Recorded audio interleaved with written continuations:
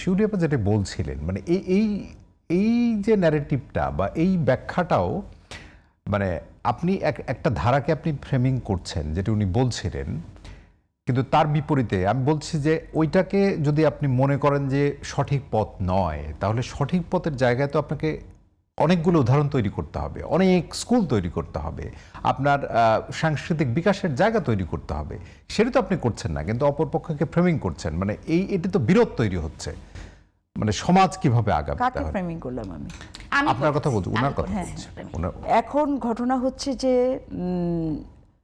আমাদের তো উদীচীর মতো একটা শিল্পী গোষ্ঠী আছে এবং তাদের শিউলি যেটা বললেন তাদের প্রচুর স্কুল আছে, সত্যেন স্কুল, এবং প্রত্যেকটা প্রচুর মানে মাদ্রাসার সঙ্গে আপনি যদি প্লিজ আমাকে বলতে দেন।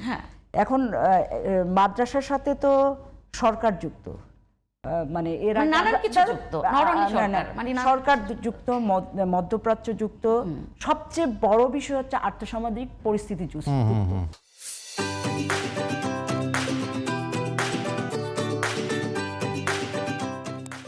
মাদ্রাসা শিক্ষাটা তো শ্রমিকরা মানে তাদের ছেলে মেয়েদেরকে বাধ্য হয়ে দিতে হয়।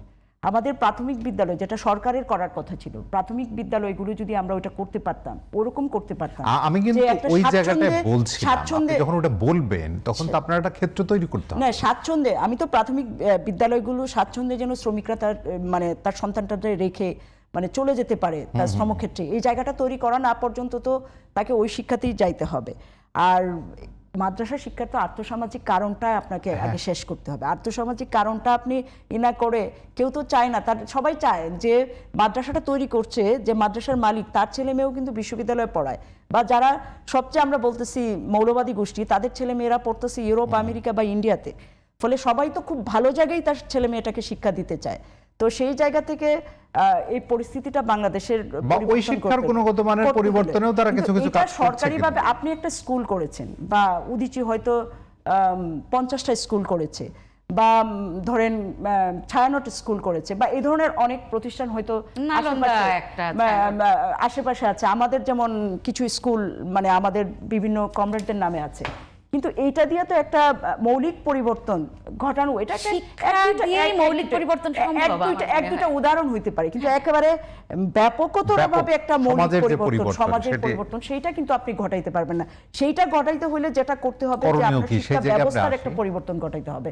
এবং সেইখানে প্রাইমারি স্কুলে, বিশেষ করে প্রাইমারি স্কুল অবস্থা কিন্তু খুব খারাপ।